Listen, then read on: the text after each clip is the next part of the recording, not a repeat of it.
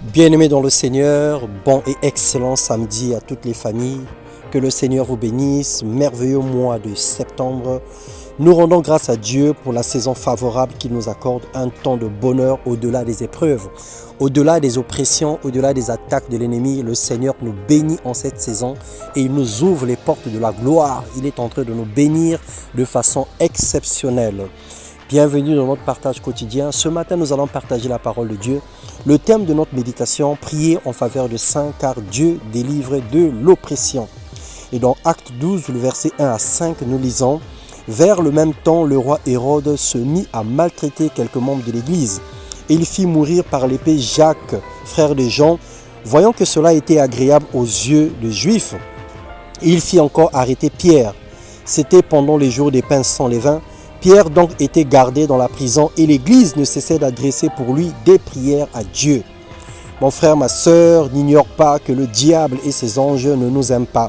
Forts de leur jalousie, ils bâtissent des plans, des stratégies pour stopper l'œuvre de Dieu, remplissent la terre du découragement, d'un sentiment de souffrance intense en incitant les hommes à l'abus du pouvoir pour pouvoir maltraiter les autres. L'Église de Jésus-Christ connaît une oppression et elle est attaquée par l'ennemi. De l'intérieur par des faux frères et de l'extérieur par des anges de Satan. Dieu appelle l'Église à prier sans cesse pour ses conducteurs, pour les pasteurs, les responsables d'Église. Ils sont la cible première du diable pour déstabiliser le peuple de Dieu, soit par la torture puis la mort, ou par la chute en passant par le péché sur toutes ses formes. Matthieu 26, le verset 31, la Bible déclare: alors Jésus leur dit: je serai pour vous tous cette nuit une occasion de chute, car il est écrit: je frapperai le berger et le brebis du troupeau seront dispersés.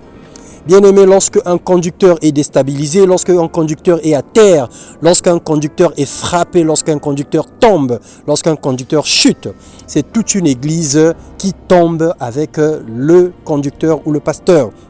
Alors nous pouvons éviter ces choses, nous pouvons prévenir ces choses, nous pouvons nous préserver de ces choses en priant régulièrement pour les hommes et pour les femmes qui sont élevés en dignité.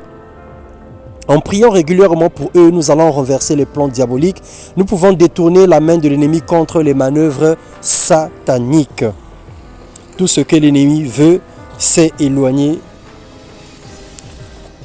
Tout ce que l'ennemi veut, c'est éloigner les fidèles de la présence de Dieu, en troublant les conducteurs et les bergers.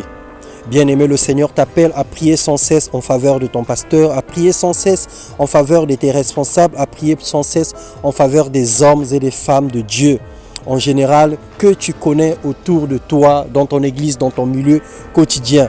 Recommande ta vie sans cesse, prie pour toi, prie pour ta famille, recommande la vie des autres, soumets cela dans la présence de Dieu. Et le Seigneur qui est juste et fidèle, qui est capable de délivrer de la mort, qui est capable de délivrer de l'oppression, il viendra au secours des faiblesses et des manquements. Il relèvera son peuple et il nous préservera des attaques sataniques et diaboliques. Que le Seigneur te bénisse, toi qui se donnes à cette tâche, toi qui pries, qui paye le prix fort pour pouvoir chercher la face de Dieu en faveur des autres. Dieu n'est pas injuste pour oublier ton travail. Il est redevable de personne. Il se souvient dans les moindres ponctuations proches de tout ce que tu fais pour les autres. Et en temps convenable, Dieu te le rendra. Sois abondamment et infiniment béni dans le nom puissant de Jésus-Christ. Amen.